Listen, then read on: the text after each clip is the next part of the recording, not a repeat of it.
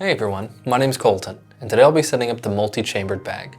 Before we begin, you will need your oxygen source and ozone generator ready to continue with this setup. If you still need to set up your oxygen source or ozone generator, please watch our videos on how to set those up first.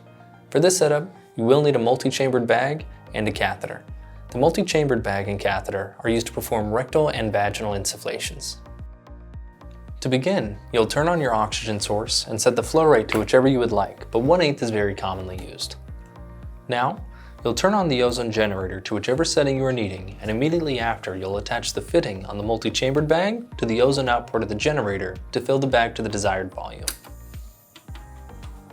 To fill the bag to a certain volume, you'll pinch these locations on the bag. If you only need to fill it to 200 ml, you'll pinch at this spot below the 200 ml chamber to block off the other chambers.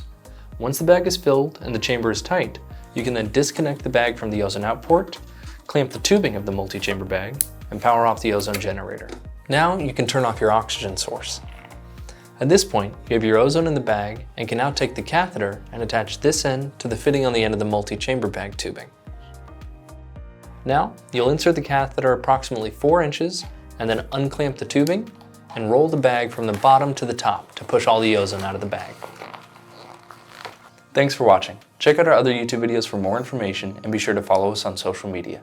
Make sure to hit that like and subscribe button and hit that notification bell for future videos.